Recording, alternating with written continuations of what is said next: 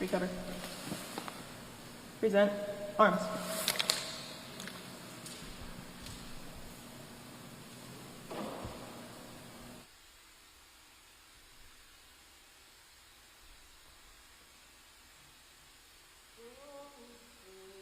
Can you see by the dawn's early light what so proudly we hailed at the twilight's last gleaming, whose broad stripes and bright stars through the perilous fight o'er the ramparts we watch were so gallantly streaming, and the rocket's red glare, the bombs bursting in air, gave proof through the night that our flag was still there. Oh, say does that star-spangled banner yet wave o'er the land of the free and the home of the brave?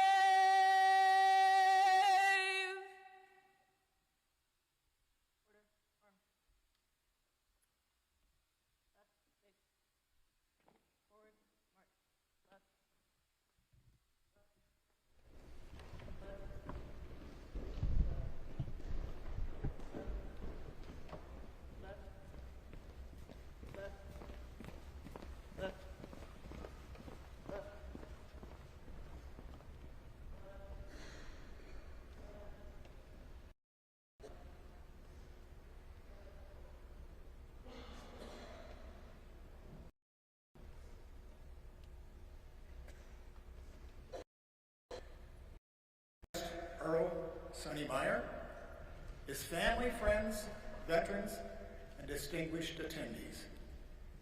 As we gather here today, our hearts are filled with both gratitude and solemnity. We come together to pay tribute to those who have made the ultimate sacrifice and to honor the brave souls who have borne the scars of battle, both seen and unseen. We gather to recognize the valor and sacrifice of Earl Meyer, who has earned the Purple Heart Medal, a symbol of courage, resilience, and selflessness in the face of adversity. The Purple Heart Medal represents a storage of courage under fire, of sacrifice in the name of duty, and of unwavering commitment to freedom and justice.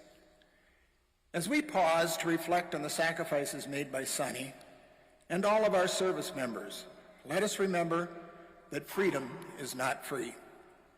It is bought with the blood, sweat, and tears of those who have served and sacrificed on behalf of our nation. May we never forget the sacrifices made by our brave men and women in uniform, and may we always strive to honor their memory by upholding the values for which they fought so valiantly. Let us bow our heads in reverence and gratitude as we pay tribute to the hero among us, and may we always hold his sacrifices close to our hearts. Amen.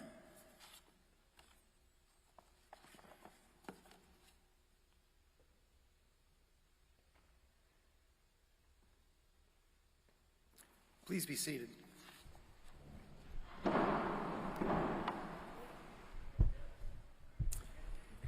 It is now my pleasure to introduce the 17th president of Gustavus Adolphus College, Rebecca M. Bergman, to welcome us to this amazing venue. President Bergman became college president in July 2014 after a long career as an executive in the medical research field. Gustavus immediately agreed to host today's event, and the family and all of us are thankful for the college's generosity. President Bergman.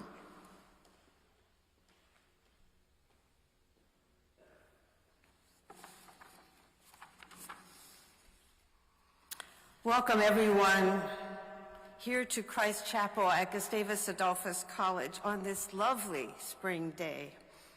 My name is Rebecca Bergman, and as president of Gustavus, I have the distinct privilege of thanking all of you for being here on behalf of our students, faculty, and staff. Today we are very pleased and proud to recognize Earl Sonny Meyer for his service to our country. When our honoree today was serving in the Merchant Marines at the end of World War II and in the U.S. Army in Korea, Gustavus was welcoming his fellow veterans as students here in St. Peter. The college built new on-campus housing for the returning soldiers and their families. These veterans, Earl Meyer's peers in service, played an important role at the college in the late 1940s and the early 1950s. Today, we continue to support the United States Armed Forces through the commitment of our students who are involved in the Maverick Battalion of the ROTC, through our annual observance of Veterans Day here in Christ Chapel, and through the commitments of our alumni who currently serve or have previously served our country across the globe. Earl is a lifetime resident of St. Peter and this local area. His story is one of consistency and resilience among decades of growth and change in our region. Today, as a celebration of him and by extension, a celebration of the community that he has built here, we are a community that surrounds him today, and it is a community that Gustavus is very proud to be part of. On a more personal note, we at Gustavus are pleased to be hosting today's ceremony in part because each of Earl's daughters, Cindy, Sandy, and Barb, have worked here at the campus through the years. Thank you so much to the entire Meyer family for entrusting us with hosting this special ceremony today. And thank you, Earl, for your service.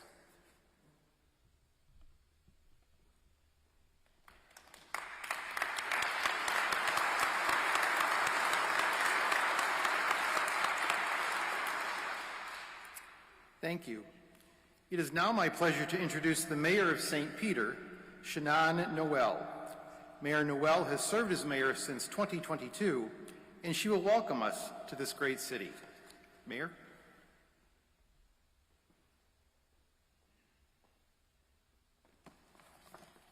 Thank you for that kind welcome. It's my honor to welcome all of you on behalf of the City of St. Peter as we gather here today to pay tribute to Mr. Earl Meyer. At the remarkable age of 97 and 73 years after bravely serving his country in the Korean War, Mr. Meyer is finally receiving the recognition he so richly deserves. Today's ceremony both honors Mr. Meyer and is also a reminder that the sacrifices of our veterans, like Mr. Meyer, must never be forgotten, and that we must always strive to uphold the principles for which they fought so bravely. On behalf of the residents of St. Peter, I extend my deepest gratitude to you for your service and sacrifice. Your bravery and valor serve as an inspiration for all of us, and I'm humbled to stand before you today as we honor your remarkable service. To all those gathered here, let us never forget the debt of gratitude we owe to all our veterans. Let us continue to support and uplift them, ensuring that their sacrifices will always be remembered and honored. Thank you.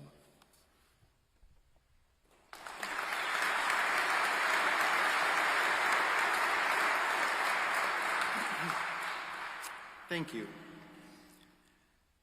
Getting to this point has been a long slog and a team effort. The family and I would like to take a few minutes to thank the many people who have assisted or provided support throughout these past 6 years. Any omissions are purely inadvertent. Reed Forgrave of the Minneapolis-Star Tribune, Mark Van Cleve, Steve Karnowski, Abby Parr, and Amy Forliddy of the Associated Press. Don Mounts of Global Military Research. Retired Captain Dennis Hughes, a decorated combat medic from the Vietnam War. Dr. Greg Beelman, a retired Army colonel and combat surgeon who served multiple tours in Kosovo, Iraq, Afghanistan, and Germany. Sergeant Major of the Army Michael R. Weimer and his staff, particularly Master Sergeant Daniel Wallace. Ruby DeBellis and Clara Haycraft of Senator Amy Klobuchar's office. Ruby and then Clara worked on behalf of Earl for nearly 6 years in total. Which leads to finally, but certainly not least, our featured speaker, Senator Amy Klobuchar. Senator Klobuchar took up Earl's case virtually from the beginning, and I'm certain became the last person the Army Review Board wanted to get another letter from asking about the status of Earl's application and why it hadn't acted favorably. Without her ceaseless and tireless efforts, I don't know that we would be here today. Senator Klobuchar is the daughter of a veteran. Her dad, the well-known journalist, author, and newspaper columnist Jim Klobuchar, served in the Army during the Korean War era, earning the Army Occupation Service Medal with Germany clasp and the National Defense Service Medal. She knows well the service and sacrifice of our veterans. When she visited St. Peter several years ago, she met Earl. It turns out they share a personal connection because Earl went through basic training with Senator Klobuchar's dad. I can only imagine the stories exchanged. Senator Klobuchar is an outstanding advocate for our veterans and serving military. And I can tell you, having reached out to her office on the afternoon the day before the 4th of July a few years ago for urgent assistance on behalf of a World War II veteran, she and her team came through and will come through when you need help. She has been one of Minnesota's United States Senators since 2007. Senator Klobuchar has a stellar reputation as someone who can actually accomplish something in Congress and who is willing and able to work with her colleagues across the aisle. Ladies and gentlemen, it is my pleasure and privilege to introduce to you Minnesota's senior United States Senator, Amy Klobuchar.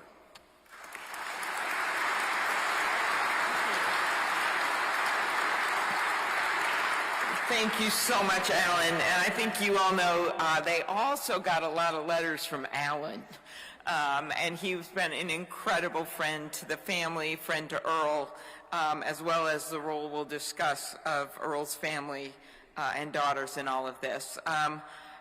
First of all, I want to thank Ruby, our former staff member, for that amazing national anthem, as well as for helping Earl. Everyone involved in helping Earl has several roles in their life. Clara, who is mentioned already from our office, and Samra, who also worked on this case. They're both sitting right there, very proud. Clara can cry at the drop of a hat, so I just know there's going to be tears today. I'm waiting for it. And Mayor and President Bergman, thank you so much for your leadership. Earl, you're like in the big time now. We're in the chapel. You've got the president here of Gustavus. We've got the mayor. This is a place where kings and queens have spoken, correct? And exactly where you belong. So we're very excited that this day has finally come. I want to thank Reverend Johnson, all of the soldiers from the U.S. and Minnesota Army National Guard who are joining us today. Everyone is here to recognize Earl's heroism. A beloved son of St. Peter who served our nation in both World War II and Korea. There's not many remaining veterans who served in both those wars, wars that changed the face of the world. We thank Earl for his service, and for those of us that were up late watching the Timberwolves come from behind, the underdogs we thought wouldn't win. Earl, you are truly the Naz Reid of Purple Heart winners. The player that no one thought was going to it was going to happen, and it was your family that made this happen. And if anyone doesn't know the story of Naz Reid, you can Google it when you get home. So I want to thank Barb and Sandy and Cindy for being here and working with all of us to ensure that their dad received the recognition that he earned. As a private first class in the U.S. Army, Earl put his life on the line to ensure freedom triumphed over fascism during World War II, and to defend the world from communism during the Korean War. He was wounded in action in Korea, and for that reason, he receives the Purple Heart. That's what brings us together today, but the other thing that brings us together is the respect for Earl's life and his story, and the hope that with this recognition, among many, that story will never be forgotten and passed on, because it is actually quite an incredible story. Earl was part of the generation that Tom Brokaw called the greatest generation any society has ever produced. A group of Americans who always put patriotism over personal gain, courage over comfort, and sacrifice over self. From the young age of 17, I want us all to picture some of our own kids at that age, Earl embodied selflessness. He wasn't old enough to enlist in the armed forces on his own during World War II, but he didn't let his age hold him back from serving his country. He enlisted in the Merchant Mariners, but he was so young that he actually didn't meet the weight minimum when he signed up. So what does Earl do? He went home, put on 25 pounds and reported to duty. True story. After training, he traveled all over, delivering troops and supplies to and from ports around the world. His missions included 2 trips to France to pick up soldiers. On the first one, his ship encountered a minefield in a rough patch of the Mediterranean. I don't know if rough patch were your words, Earl, but that was a good one. The crew had to cut the ship's engine and sit as still as possible in the water while Navy ships came in to shoot at and round up the live mines to clear up the waterway. As a teenager, Earl had already risked his life for our country. You can't teach that kind of courage.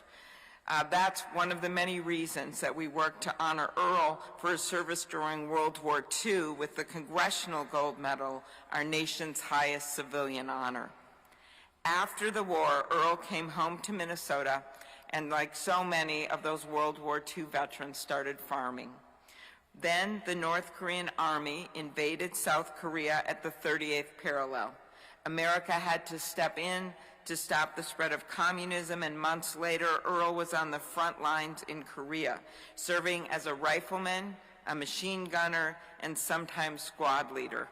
He slept in foxholes, sometimes 3 guys to a hole, where they took turns sleeping while the others stayed awake on watch. In June 1951, Earl's unit, 7th Division, 31st Regiment, 2nd Platoon, K Company, was pinned down by machine gun fire in a valley. Meanwhile, explosive mortar shells rained down from above, and a piece of shrapnel hit Earl. Only 4 soldiers from Earl's unit made it out alive. The medic who bandaged Earl in the field said he'd put Earl's name in for a Purple Heart. But Earl never saw that medic again. There's a good chance he was later killed in action. Despite his sacrifice, Earl never received a Purple Heart, which of course was his due. The reason? A lack of paperwork documenting his injuries. Well, paperwork was the last thing on Earl's mind after his unit was attacked. He was just trying to get back to serving his country. But it is never too late to honor our heroes. That's why when Sandy reached out to our office for assistance in getting her dad the Purple Heart, we got to work right away. For 4 years, as Alan explained, Clara and our team, including Ruby and Samra, worked with Earl, his daughters, Alan, and the Army, filing appeal after appeal on Earl's behalf. Today, their hard work is paying off. When Earl receives his medal at that young age of 97, we think of him at age 17, not big enough to even get into the Merchant Marines, he will finally be recognized as part of the ranks of heroes who throughout our nation's history laid life and limb on the line for our nation. I have a special appreciation for Earl's story and a connection to his family. Of course, when I first met Earl, I learned that he actually served in boot camp with my dad. I will always remember about hearing from my dad about the one-of-a-kind bond that he made with his fellow soldiers, his guilt for not being assigned to go to Korea after they finished up, but he was, in fact, my dad fought communism a different way. He was assigned to go to Europe, and since he was a good writer, they had him writing propaganda and various things against communism. So they were united both by the common goal of defending freedom and democracy around the world. My dad once wrote a book, and it was called The Heroes Among Us, Ordinary People Doing Extraordinary Things. I can't think of better words to describe Earl and all who have served our country. No matter when or where they've served, from the hills of Korea to the jungles of Vietnam, to the mountains of Afghanistan, to the sands of Iraq, our nation is forever indebted to all who have worn the uniform of our nation. Whenever I meet with our men and women in uniform, I'm always reminded that when we send them overseas, we make a promise to them, just as we have to those who have gone before, that we will give them the resources they need in battle, that we will provide the care to their families, and we will take care of them when they come home. That meant, of course, making sure our veterans get their GI benefits. It means making sure disability claims are processed. It means ensuring that they get the health care they need, whether they were exposed to Agent Orange in Vietnam or burn pits in the Middle East. Because when our veterans signed up, there wasn't a waiting line when they were signing up as soldiers. And when they come home to America, there shouldn't be a waiting line for health care, for a job, or for housing. Or yes, there shouldn't be a waiting line for the Purple Heart they deserve. I want to end with some wisdom from someone I miss every day, another Purple Heart recipient, the late great Senator John McCain. We got to be good friends, and I got to travel with Senator McCain all over the world, including to Ukraine, including to Vietnam. And we stood together in front of the cell where he had been held for 5 years. It was in that cell in Hanoi where he made the decision not to be released when they were going to allow him to be released early because his dad was famous and they thought it would make our military look bad. He said no, and he stayed in that cell. He was beaten and tortured with this incredible resilience, a true American hero. The last time I saw John, he had brain tumor. He was very sick. Cindy invited my husband and me to visit him to say goodbye at their ranch in Sedona. And I remember standing there. He could talk at the beginning in his usual irascible manner. He was making all kinds of jokes about what happened to a machine gun that we were given in Ukraine, why the Navy confiscated it. But in the very end, he couldn't talk anymore. And he pointed to one of his books, and he opened it up to a page, and he pointed to the words he had written. And that was this: nothing in life is more liberating than fighting for a cause larger than yourself. That's what Earl Meyer is for all of us. Something bigger than any single one of us.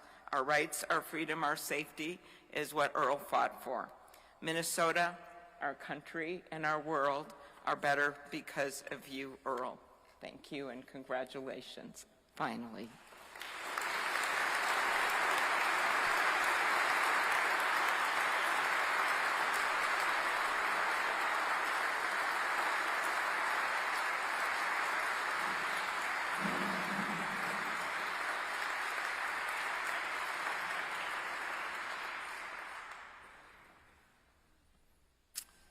Thank you, Senator.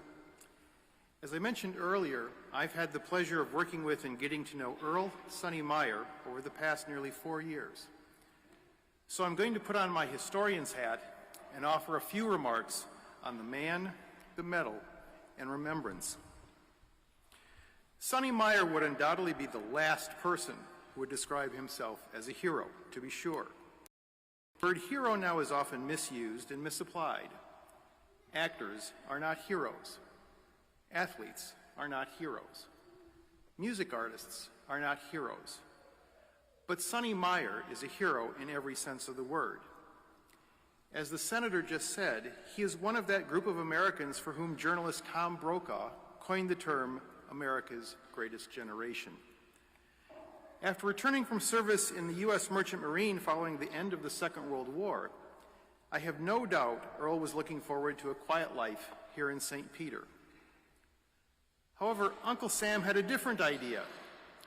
In November 1950, Earl learned he had won the lottery when he received a letter with the odd salutation, "Greeting." I'm quite certain it wasn't the sort of lottery he wanted to win. After training as an infantry rifleman and machine gunner, in late May 1951, Earl found himself assigned to Company K, 31st Infantry in the Republic of Korea. Barely 6 months had passed since he had been here in St. Peter and left after being drafted. 10 days after joining his unit, Sonny Meyer's outfit commenced an attack over rugged mountainous terrain with temperatures in the high 80s. Then Private Meyer and his buddies quickly were engaged in fierce, brutal, and ruthless close-quarters combat against a determined enemy. Illustrating the randomness of war, men fell all around Earl. At one point, Sonny and his unit were pinned down by heavy mortar fire. When they finally were able to get up from their cover and resume the attack, Sonny felt something sloshing in his boot, and his left pant leg was sticking to him. Reaching down, he discovered that he had been hit by shrapnel in his left thigh, a mortar fragment. The sloshing and stickiness was caused by his own blood. A combat medic bandaged Earl, and in the finest tradition of the Army, Earl did not leave the line. He did not leave the battlefield. He stayed in the fight with his brothers. When he finally was evacuated some days later after seriously injuring his back during a firefight while carrying a heavy machine gun, Earl learned he was a very lucky young man. A doctor told him only 4 men in his platoon had survived the combat. After completing his tour in Korea in September 1952, Earl was just happy to be home. Many of his buddies hadn't made it. The medic who treated him on the battlefield had likely been killed in action because he never completed the paperwork for Earl to get the Purple Heart Medal. For Sonny, that was the least of his concerns. Like most combat veterans, he just wanted to get on with his life and put the war and all that he had seen and experienced far, far behind him. It was only decades later when he finally mentioned to his daughters that he had been wounded, that he had a scar and a piece of shrapnel in his left thigh, that they convinced him to pursue getting the Purple Heart that he had earned. Now, almost exactly 73 years after he was wounded in action in early June 1951, Earl will finally formally receive the medal. His tenacity and indomitable spirit should be an inspiration to us all. The Purple Heart holds a special place in the pantheon of American military medals.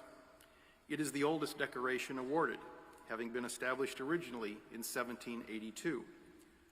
When it was reinstituted in 1932, it became the only American military decoration for which no recommendation is necessary.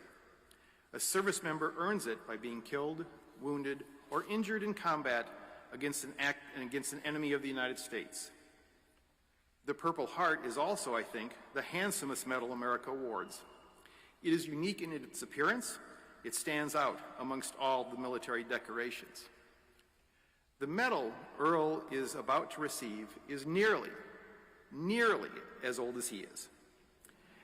Anticipating significant casualties, the military ordered 2 million Purple Heart medals in World War II.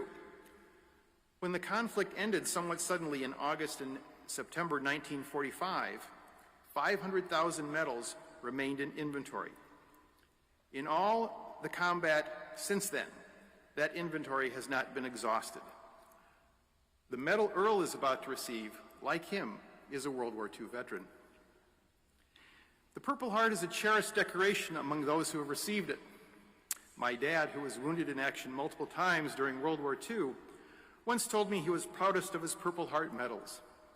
When I asked him why, I vividly remember him telling me, No one has to see you do something and then decide to write you up. All you got to do is bleed. Well, Sonny Meyer bled for his country. He earned the Purple Heart. He is a true hero.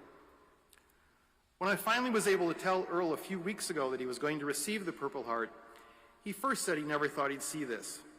But the very next thing he said was about his buddies who didn't make it home, about a young man, a fellow soldier, who was killed by an enemy sniper right next to him. Which leads me to my final point, remembrance. Sadly, most Americans today have little or no knowledge or understanding of history. Far too many know little or nothing about America's history, much less its military history. Indeed, the Korean War, in which Earl fought, for decades has been referred to by historians as the Forgotten War. We owe those who have served in our nation's armed forces, whether in time of war or peace, more than a passing understanding of history and of their service and sacrifice. Saying thank you to a veteran has become almost a trite and reflexive response when we meet one. But our nation's thanks should be implicit. Our nation's thanks should always be a given. What I respectfully suggest we need to remember is their service and sacrifice. Everyone who has served took an oath to defend the Constitution of the United States, even if that meant making the ultimate sacrifice and giving their life in service to our nation. We should tell veterans that we will always remember their service and sacrifice, not just thank you. In just over a week, most, if not all of us, will celebrate Memorial Day. A bit more than a week later, we'll commemorate the 80th invasion of Normandy. Many of us will attend a Memorial Day event celebrating veterans. Many of us, if not all of us, will visit a cemetery where loved ones are buried.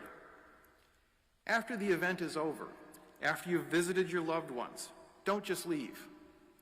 Take a few minutes to walk around the cemetery. Find a veteran's grave. Nearly all are marked or identified in some way. It'll be easy. Stand there. Think about their story. Think about their service and sacrifice. Tell them that you will remember what they did for our nation and for each and every one of us. I urge all of you, if you have relatives who have served, or if you know someone who has served, take time to learn their stories, research their service, write it down, tell their stories to others.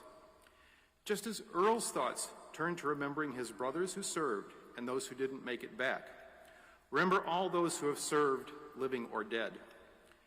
To paraphrase the epitaph that the British poet laureate Sir Rudyard Kipling wrote after the First World War to commemorate all the Commonwealth service members who died in that conflict, let us ensure that their names live forevermore, just as we now ensure that our hero's name, Earl Robert Sonny Meyer, will live forevermore.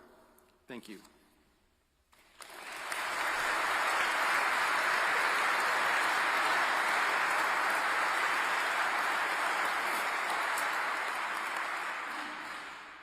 And now it is my pleasure to introduce Command Sergeant Major Jason A. Rost. Command Sergeant Major Rost has served as the Senior Enlisted Advisor for the Minnesota Army National Guard since September 2023. He has served more than 28 years, including when the 34th Infantry Division, the Red Bulls, deployed to Iraq in 2009. His decorations include the Bronze Star Medal, Meritorious Service Medal, Army Commendation and Achievement Medals, and other campaign medals. Command Sergeant Major Rost is married and has four children. Please welcome him and remember his service and sacrifice.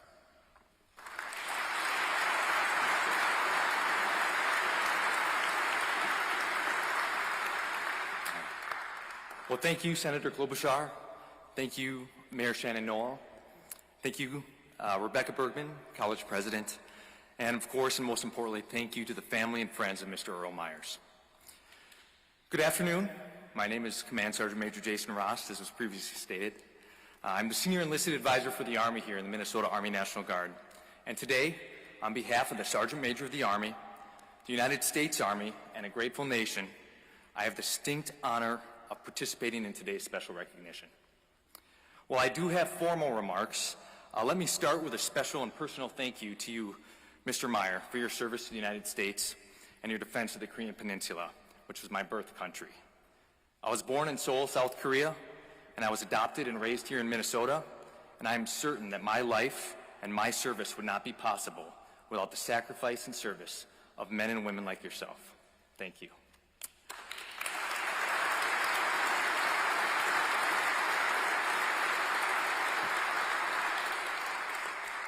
I'd like to begin this afternoon with a brief letter from the Sergeant Major of the Army. He wrote a special note to you, Earl, that he wanted to be read today at this ceremony, and he regrets that he is not able to be here to read it to you himself. It says, "Dear Mr. Meyer, let me start out by saying thank you for the selfless service and the personal courage you displayed during the Korean War. I am proud of your service to our country.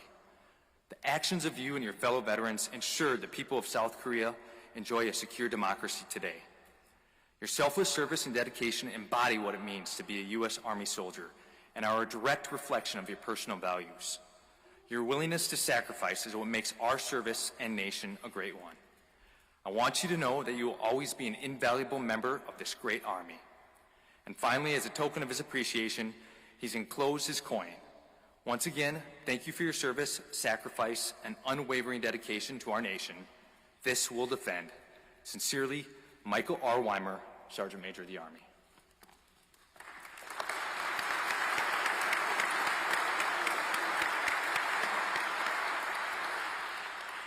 So this is what brings us all here today. Not the letter from the Sergeant Major of the Army, but the recognition of the sacrifices of Corporal Earl Robert Meyer, better known as Sonny. Now, I didn't read the special handwritten portion of the Sergeant Major of the Army's letter. It reads, "Thank you for not giving up on us. Long overdue." This is probably the understatement of the year from the Sergeant Major of the Army. We are some 70-plus years overdue. No excuse, Corporal Meyer. We should have done better. And we ensure that you and our failure to recognize your courage under fire and sacrifices endured isn't representative of our heartfelt thanks across our Army and our nation. As we get started, I'd like to thank a few people who would not allow our mistake to go uncorrected. In fact, we would likely not be here today without their tenacity and their drive to intercede on your behalf. Senator Klobuchar, Mr. Alan Anderson, thank you. Corporal Meyer initiated his formal request for consideration in March of 2020, as was previously discussed. He received word of his denial around a week later, and in November of that same year, Mr. Anderson in the Senator's office helped in submitting those appeals of that decision. While that would unfortunately probably be the end of many requests, it was not, as their numerous inquiries made by both of them made sure that this was processed. So let's give them a huge round of applause for their efforts and their never quit mentality.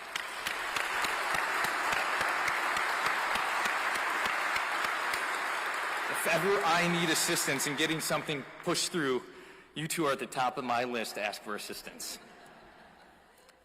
So before we call Corporal Meyer up to the post for pinning, I believe it's appropriate for me to set the stage of what he endured in the summer of 1951 on the Korean Peninsula.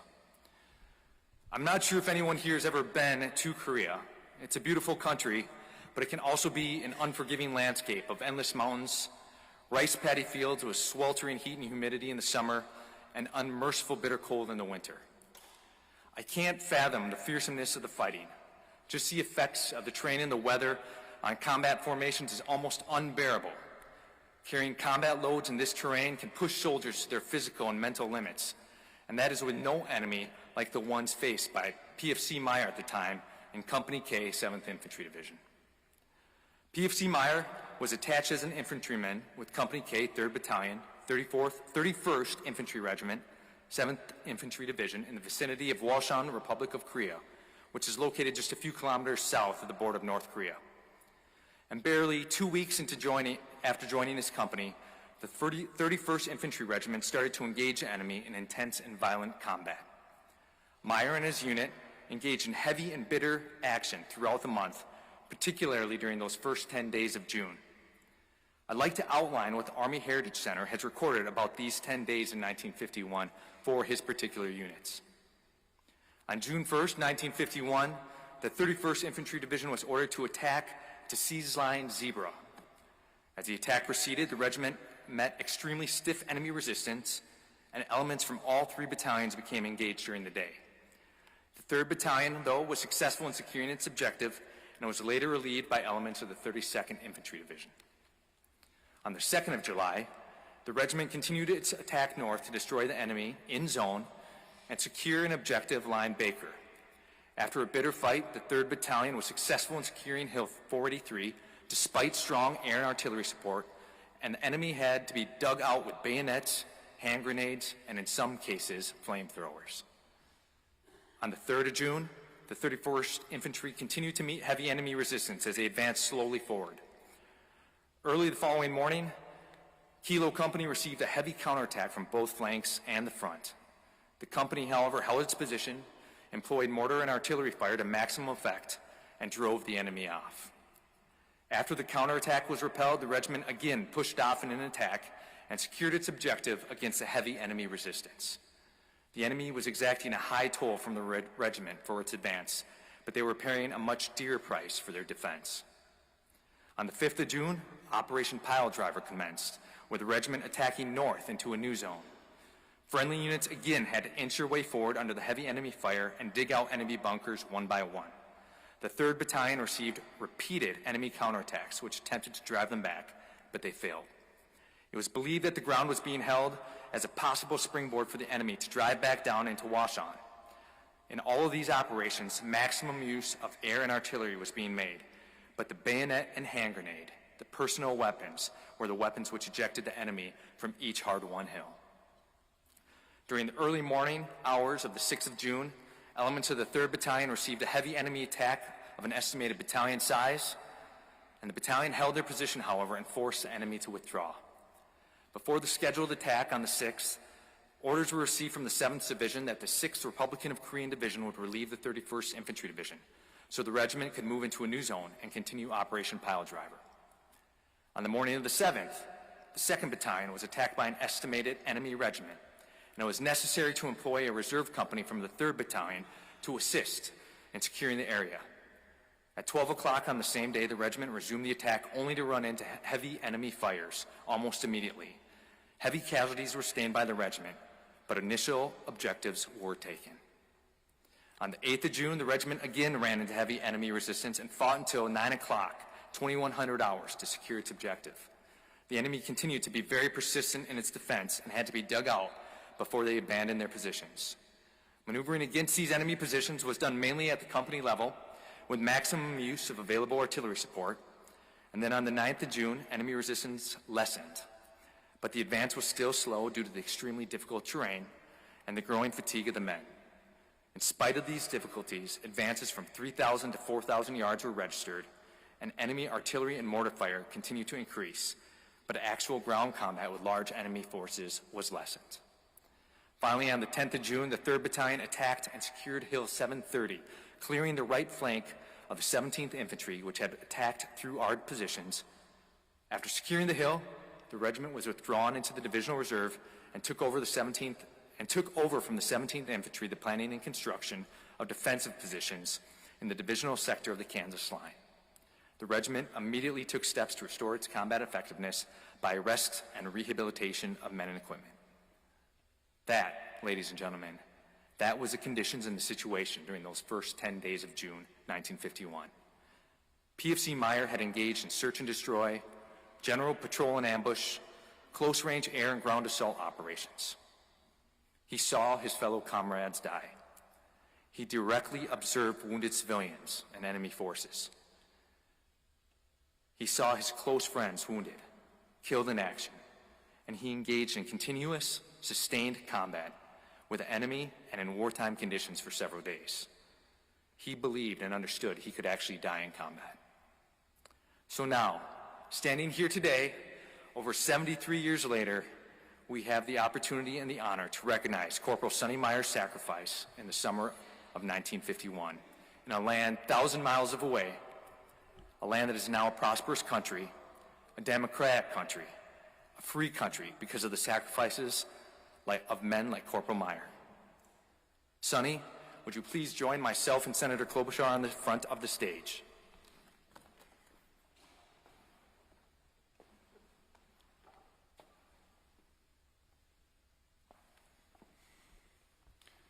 Please rise. Attention to orders. This is to certify that the President of the United States of America has awarded the Purple Heart, established by General George Washington at Newburgh, New York, August 7th, 1782, to Private First Class Earl R. Meyer, Kilo Company, 3rd Battalion, 31st Infantry Regiment, 7th Infantry Division, United States Army, for wounds received in action, June 1951 in Korea. Given under my hand in the city of Washington, this 22nd day of April 2024, signed, Christine E. Wormuth, Secretary of the Army. Thank you, Corporal Meyer.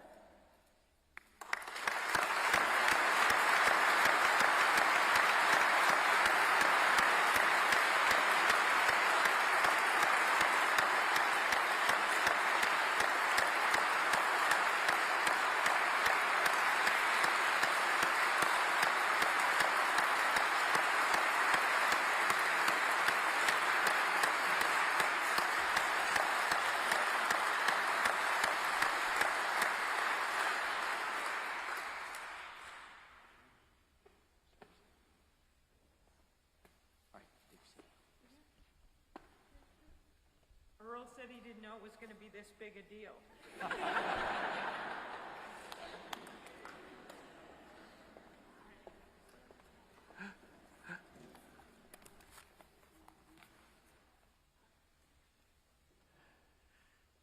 Thank you. Please rise and remain standing for the benediction by retired Sergeant First Class Dave Johnson and the retirement of the colors.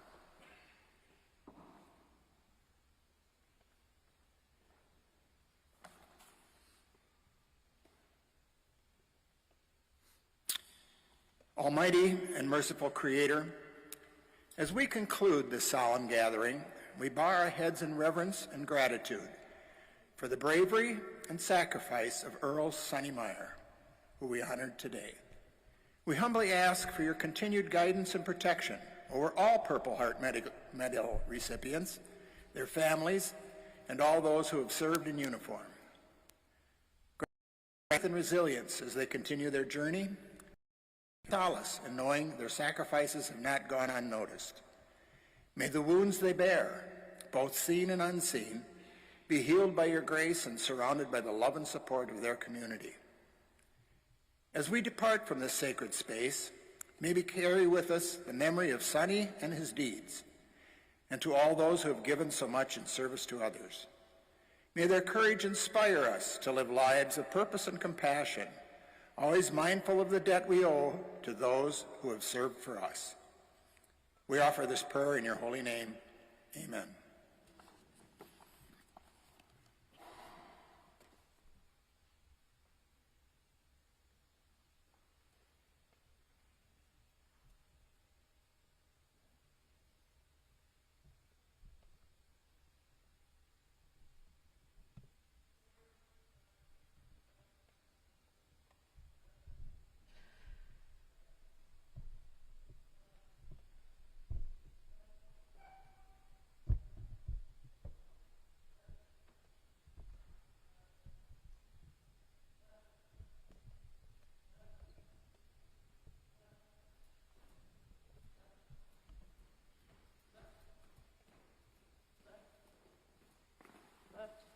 Mark time. March. Group. Halt. Right. Face. Try to retire the colors. Retire.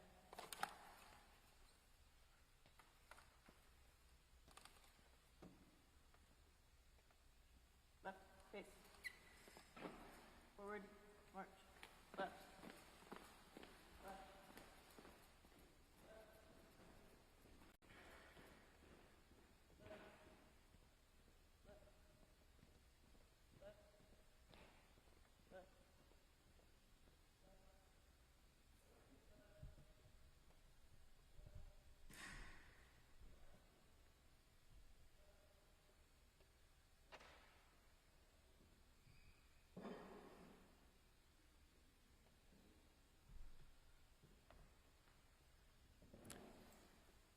Thank you.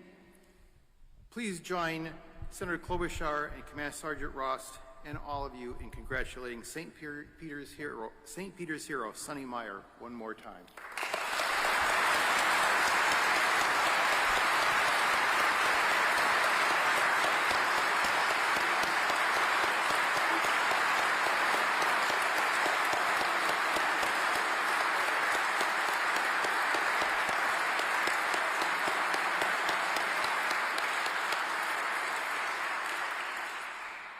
This concludes today's ceremony. The Meyer family invites all in attendance to have some refreshments now, which are available toward the back of this great venue. Thank you again for being here today.